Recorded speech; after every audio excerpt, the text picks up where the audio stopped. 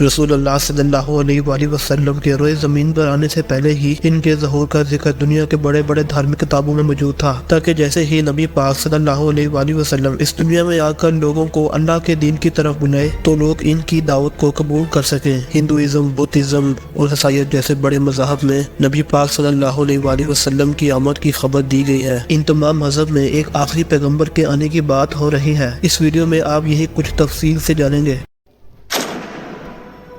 Hinduism دنیا کا قدیم ترین مذہب ہے۔ بہت سے پنڈتوں کے مطابق جس کی جڑیں اور رسم رواج 4000 سال سے بھی زیادہ پرانی ہیں۔ آج 1 بلین سے زیادہ پیروکاروں کے ساتھ ہندو مذہب عیسائیت اور اسلام کے بعد دنیا بھر میں تیسرا بڑا دھرم مانا جاتا ہے۔ دنیا کے تقریباً 94% ہندو ہندوستان میں رہتے ہیں اور باقی کے 6% پوری دنیا میں پھیلے ہوئے ہیں۔ ہندو مذہب کی دھارمک کتابوں میں میرے نبی کی آمد کا ذکر موجود ہے، جیسا کہ بھاگوت پرانا اکھنڈ 12 ادھیائے 2 شلوکا 18 سے 20 تک بیان ہوتا ہے۔ وہ ایک وشنو یاش کے گھر میں پیدا ہوگا جو کہ نیک برہمن ہے اور اس کا نام ہوگا کلکی۔ یہاں پر جو کلکی لفظ استعمال کیا گیا ہے وہ نبی پاک صلی اللہ علیہ وسلم کی طرف منسوب کیا گیا ہے۔ کلکی پرانا کے چیپٹر نمبر 2 شلوکا نمبر 5 میں بیان ہوتا ہے کہ اس کے 4 دوست ہوں گے۔ ہم سب جانتے ہیں کہ رسول اللہ کے 4 جانشین صحابی تھے، حضرت ابوبکر، حضرت عمر، حضرت عثمان اور حضرت علی رضی اللہ تعالیٰ عنہ، جنہوں نے کفار کے ساتھ جنگ کے دوران اپنا بہت بڑا یوگدان ادا کیا۔ اس کے آگے کلکی پرانا کے چیپٹر نمبر 2 شلوکا نمبر 7 میں بیان ہوتا ہے، اور پھر جنگ کے میدان میں دیوتا ان کی مدد کریں گے۔ اور ہم یہ بھی جانتے ہیں کہ اللہ تعالیٰ نے فرشتوں سے مسلمانوں کی مدد کی۔ اس سے آگے کلکی پرانا کے چیپٹر نمبر 2 شلوکا نمبر 11 میں بیان ہوتا ہے، یہ پیدا ہوگا وشنو یاش کے گھر میں اور سمتی کے پیٹ میں۔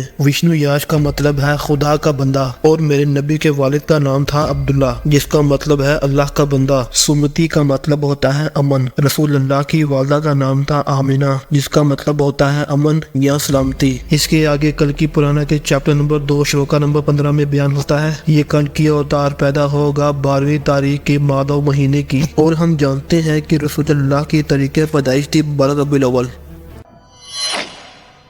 آج سے تقریباً 2500 سال پہلے ایک بریلینٹ ویگیانک نے جنم لیا جسے کچھ لوگ بھگوان کا اوتار اور انسانیت کا رہنما کہتے تھے، جس کا نام سدھارتھ گوتم تھا۔ یہ بچہ ایک ہندو رئیس خاندان میں پیدا ہوا۔ رئیس خاندان میں پیدا ہونے کی وجہ سے بچپن سے ہی امیروں کی زندگی گزاری۔ جب سدھارتھ گوتم نے دنیا میں تکلیفوں کو دیکھا تو اندر ہی اندر یہ سوال اسے کھانے لگا۔ سدھارتھ ساری پریشانیوں کا حل ڈھونڈنے کے لیے اپنی رئیسوں والی زندگی کو چھوڑ کر ان سوالوں کے جوابات ڈھونڈنے کے لیے نکل پڑا۔ پھر ایک درخت کے نیچے کئی دنوں تک وپاسنا میڈیٹیشن کرنے کے بعد سدھارتھ کو انلائٹمنٹ ملی۔ انلائٹمنٹ دراصل بھگوان کا اپنے بھکتوں پر وردان کو کہتے ہیں، اور یہی سے بدھ مذہب کا آغاز ہوا۔ بدھ مذہب میں گوتم بدھ کی ٹیچنگز کو فالو کیا جاتا ہے۔ بدھ مذہب ایک ایسا ریلیجن ہے جو ہندو مذہب سے پیدا ہوا۔ روئے زمین کی 7% آبادی بدھ مذہب کو فالو کرتی ہے۔ جس طرح ہر مذہب میں اسکرپچرز ہوتے ہیں، جیسے کہ اسلام میں قرآن، ہندو مذہب میں ویدا اور عیسائیت میں بائبل کو فالو کیا جاتا ہے، ٹھیک اسی طرح بدھ مذہب کے تقریباً تمام اسکرپچرز میں ایک میتریہ نام کے انسان کا ذکر آیا ہے۔ گوسپل آف بدھا کی پیج نمبر 217 اور 218 میں بیان ہوتا ہے،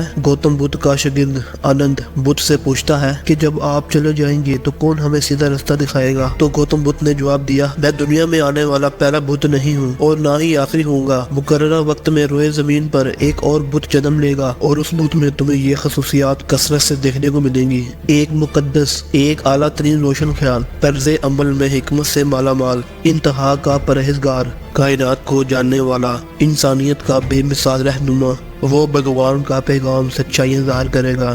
جو کچھ میں نے تمہیں سکھایا ہے ٹھیک اسی طرح وہ اپنے مذہب کی تبلیغ کرے گا۔ وہ ایک مذہبی زندگی کا اعلان کرے گا، مکمل طور پر کامل اور خالص ہوگا۔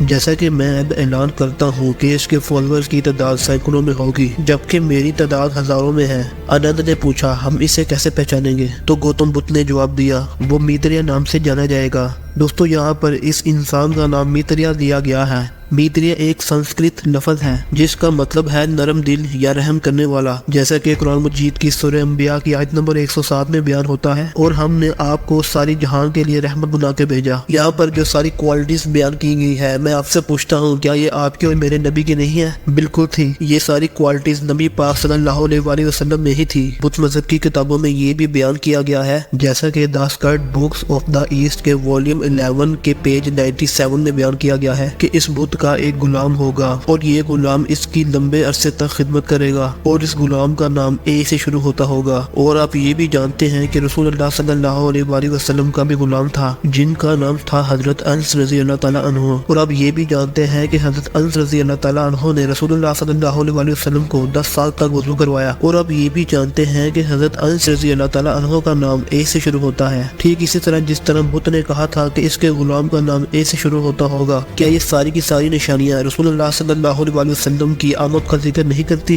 بالکل کرتی ہے۔ دنیا کے سب سے بڑے مذہب عیسائیت میں میرے نبی کے آنے کا ذکر موجود ہے۔ سال 1990 میں ٹرکش پولیس کے ایک اینٹی سمگلنگ آپریشن کے دوران ایک 1500 سال پرانی بائبل ڈسکور ہوئی۔ یہ بائبل سونے کے ورق سے لکھی ہوئی تھی۔ ٹرکش اتھارٹی کے مطابق یہ بائبل حضرت عیسیٰ علیہ السلام کے رسولی پر چڑھنے اور انہیں خدا ماننے جیسی باتوں کا بالکل رد کرتی ہے، اور اسی بائبل میں نبی پاک صلی اللہ علیہ وآلہ وسلم کی آمد کی خبر دی گئی ہے۔ یہ بائبل بالکل قرآن مجید کے مشابہ ہے، جیسا کہ قرآن مجید کی سورہ صاف کی آیت نمبر 6 میں حضرت عیسیٰ علیہ السلام اپنی قوم کو نبی پاک صلی اللہ علیہ وآلہ وسلم کے بارے میں بتاتے ہیں، اے بنی اسرائیل، میں تمہاری طرف اللہ کا رسول بنا کر بھیجا گیا ہوں، اپنے سے پہلے کتاب تورات کی تصدیق کرنے والا ہوں اور اس عظیم پیغمبر کی بشارت دینے والا ہوں جو میرے بعد تشریف لائیں گے۔ ان کا نام احمد ہے۔ بائبل کوڈ ورژن جسے ڈیڈ سیز کوڈز کہتے ہیں، یعنی وہ ورژن جو پادریوں کے نزدیک سب سے بہترین مانا جاتا ہے۔ دوستو، اس میں لکھا ہے کہ یہ میرا خادم احمد ہے، میرا چنا ہوا جس سے میں خوش ہوں، میں نے اپنی روح اس میں ڈالی ہے، وہ قوموں کو انصاف دے گا۔ یہاں پر رسول اللہ صلی اللہ علیہ وآلہ وسلم کا نام احمد لیا گیا ہے۔ آج کے دور میں پادریوں کے دوارا اسے مس ٹرانسلیٹ کر دیا گیا ہے، لیکن اوریجنل ہبرو لینگویج میں اس کا نام احمد ہی بنتا ہے۔ اوریجنل ہبرو لینگویج ایسی زبان کو کہتے ہیں جس سے بائبل کے اوریجنل الفاظ نقل کیے گئے اور وقت گزرنے کے ساتھ پادریوں نے اسے تبدیل کر کے دوسری زبانوں میں ڈال دیا، جیسا کہ انگلش، اسپینش اور چائنیز وغیرہ۔ یہ نبی کیدار کے رہنے والے لوگوں کے پاس بھیجا جائے گا اور وہ خود بھی کیدار کی نسل میں سے ہوگا۔ کیدار حضرت ابراہیم علیہ السلام کے دوسرے بیٹے حضرت اسماعیل علیہ السلام کا ہی نام ہے، اور نبی پاک صلی اللہ علیہ وآلہ وسلم بھی حضرت اسماعیل علیہ السلام کی نسل میں سے تھے۔ آگے یہ بتایا گیا ہے کہ وہ سیلا کے پہاڑ پر اتنا دین قائم کرے گا، ہون سیلا مدینہ میں موجود ہے، بالکل وہیں پر جہاں پر نبی پاک صلی اللہ علیہ وآلہ وسلم رہتے تھے۔ یہاں نبی پاک صلی اللہ علیہ وآلہ وسلم کا مدینہ کی طرف ہجرت کرنا صاف طور پر لکھا ہوا ہے۔ صرف یہی نہیں، ہم مسلمان اچھے سے جانتے ہیں کہ نبی پاک صلی اللہ علیہ وآلہ وسلم پر جب پہلی بار وحی آئی تو حضرت جبرائیل علیہ السلام نے نبی پاک صلی اللہ علیہ وآلہ وسلم سے کہا، پڑھو اپنے رب کے نام سے جس نے تمہیں پیدا کیا۔ تو نبی پاک صلی اللہ علیہ وآلہ وسلم نے کہا، مجھے پڑھنا نہیں آتا۔ اور مزے کی بات یہ ہے کہ یہ واقعہ بائبل میں ایگزیکٹ اسی طرح سے بیان کیا گیا ہے۔ اسی کے اگلے ورس سے چیپٹر 29 والیوم 12 میں بتایا گیا ہے، اور کتاب اس کو دے دی جاتی ہے جو سیکھا نہیں ہے، اور کہا یہ پڑھو میری دعا ہے، اور اس نے کہا کہ میں سیکھا نہیں ہوں، ٹھیک اسی طرح سے جس طرح قرآن مجید میں بیان کیا گیا ہے۔ کیا یہ ساری کی ساری نشانیاں رسول اللہ صلی اللہ علیہ وسلم کی آمد کا ذکر نہیں کرتی؟ بالکل کرتی ہے۔